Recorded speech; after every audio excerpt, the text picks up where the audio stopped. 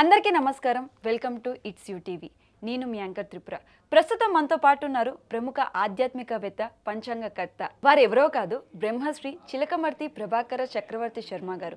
వారితో మాట్లాడి 2026 పంచాంగం ప్రకారం ద్వాదశ రాశుల వారికి ఏ విధంగా ఉందో తెలుసుకునే ప్రయత్నం చేద్దాం.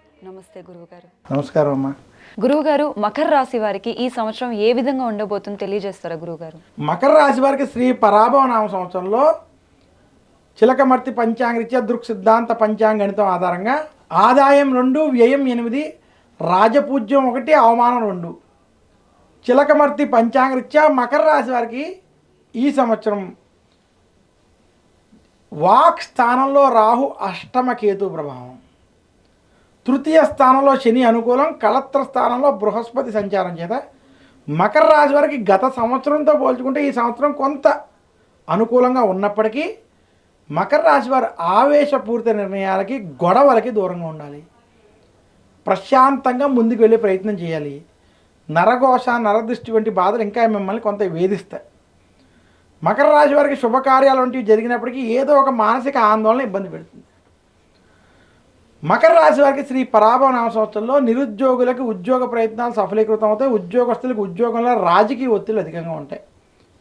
మకర రాశి వ్యాపారస్తులకి వ్యాపార పరంగా మధ్యస్థ ఫలితాలు ఉన్నాయి. మకర రాశి రైతాంగానికి కొంత అనుకూలం. మకర రాశి సినీ రంగం, మీడియా, ఇతర రంగాల్లో ఉన్నటువంటి వారికి మధ్యస్థ ఫలితాలు ఉన్నాయి. మకర రాశి విద్యార్థులు కొంత కష్టపడాల్సినటువంటి స్థితి. మకర రాశి స్త్రీలు ఆరోగ్య విషయాల్లో, గొడవల విషయాల్లో జాగ్రత్త వహించాలి.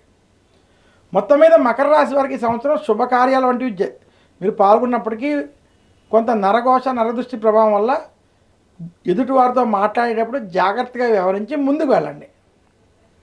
మకర రాశి వారు శ్రీ పరాభవ నామ సంవత్సరంలో మరింత శుభ ఫలితాలు పొందడానికి సుబ్రహ్మణ్యేశ్వరుని పూజించండి. సుబ్రహ్మణ్య ఆలయ దర్శనం చేయండి.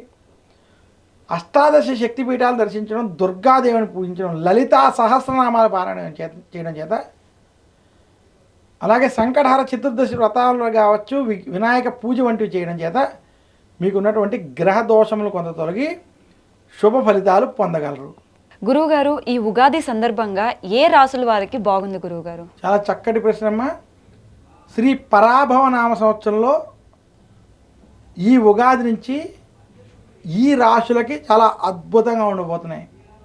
అందులో భాగంగా ముఖ్యంగా ఈ చెప్పుకునేటువంటి రాశుల వారికి ధనపరంగా, కుటుంబ పరంగా, అభివృద్ధి పరంగా, ఆరోగ్యపరంగా కూడా చక్కటి ఫలితాలు ఈ రాశుల వారికి ఉండబోతున్నాయి. వాటిలో భాగంగా వృషభ రాశికి ఈ సంవత్సరం మంచి ఫలితాలు ఉన్నాయి. వృషభ రాశి వారికి ఈ సంవత్సరం అనేక విషయాల్లో కలిసి వస్తుంది. ఇంకా మిథున రాశి వారికి ఈ సంవత్సరం శ్రీ పరాభవ నామ సంవత్సరం కలిసి వచ్చే సంవత్సరం. వృషభ రాశి, మిథున రాశి, ఈ రెండు రాశులకి ఈ సంవత్సరం కలిసి వస్తుంది. మిథున రాశి విశేషంగా మంచి ధనయోగం ఉంది. కుటుంబంలో కొంచెం ఆనందం వంటివి వారికి ఈ సంవత్సరం కలగబోతున్నాయి. అలాగే ఈ సంవత్సరం కన్యా రాశి వారికి బాగుంటుంది. కన్యా రాశి వారికి కీర్తి, ధనం వంటివి కలిసి వస్తాయి. శుభకార్యాల వంటి వాటిలో పాల్గొంటారు. తులారాశి వారికి ఈ సంవత్సరం బాగుంటుంది. తులారాశి ఉద్యోగస్తులకి ఈ సంవత్సరం కొంచెం కలిసి వస్తుంది. ప్రమోషన్ వంటివి వాళ్ళు ఆశించవచ్చు. వృశ్చిక రాశికి కూడా ఈ సంవత్సరం బాగుంది. ఎందుకంటే వృశ్చిక రాశి వారికి భాగ్యంలో గురుడు అనుకూలంగా ఉండడం చేత గత కొన్ని సంవత్సరాలుగా ఇబ్బందులు ఏవైతే పడుతున్నారో బయటపడి వృశ్చిక రాశి వారు శుభ ఫలితాలు పొందుతారు. శుభకార్యాలు వంటివి జరుగుతాయి వృశ్చిక రాశి వారికి.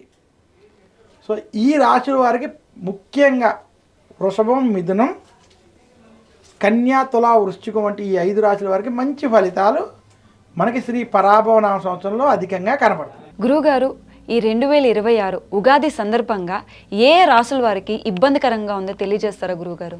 శ్రీ పరాభవ నామ సంవత్సరంలో ఈ ఉగాది సందర్భంగా 2026-27 మధ్య ఉన్నటువంటి ఈ సంవత్సరంలో ఈ రాశుల వారికి కొంత ఇబ్బందులు అధికంగా ఉండేటువంటి స్థితి ఉంది. అయితే ఆ ఇబ్బందులు ఉండేటువంటి రాశులతో పాటు వారు ఆచరించుకోవాల్సిన పరిహారాలు కూడా మనం చెప్పుకుందాం. శ్రీ పరాభవ నామ సంవత్సరంలో ఈ సంవత్సరం కర్కాటక రాశికి కొంత ఈ సంవత్సరం ఇబ్బందులు అధికంగా ఉండే అవకాశం ఉంది.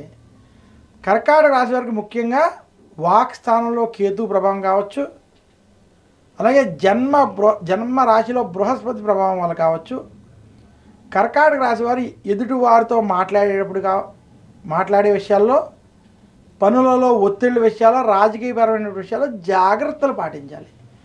కర్కాటక రాశి వరకు కొంచెం ఇబ్బందులతో కూడుకున్నటువంటి స్థితి, అనారోగ్య సమస్యలు వేధించేటువంటి స్థితి కనపడుతుంది.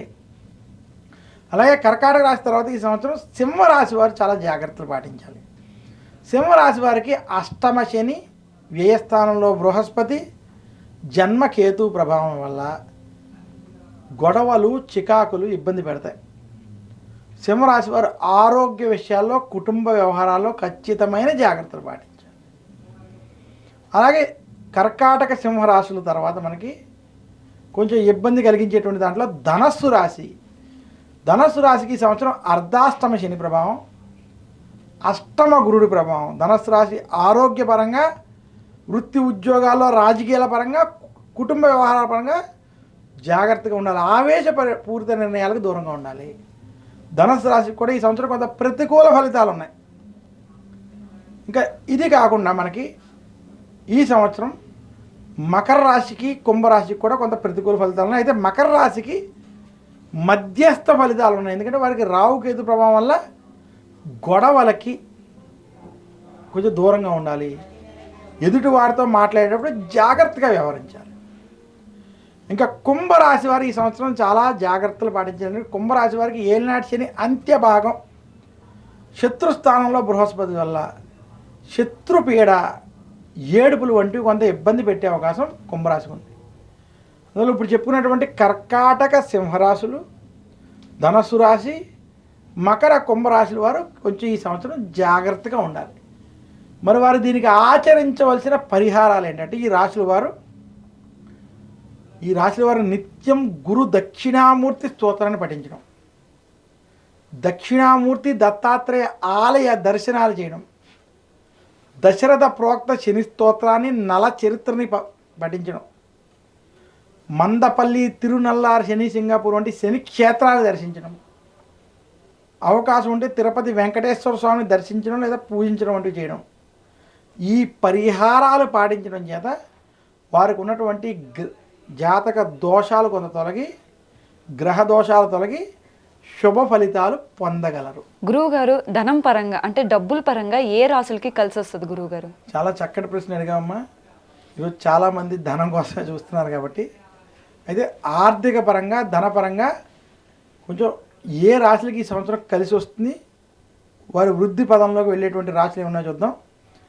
ఈ సంవత్సరం శ్రీ పరాభవ నామ సంవత్సరంలో మిథున రాశికి ధనస్థానంలో బృహస్పతి సంచరించడం చేత మిథున రాశి వారికి ఈ సంవత్సరం ధనపరంగా బాగా కలిసి వస్తుంది.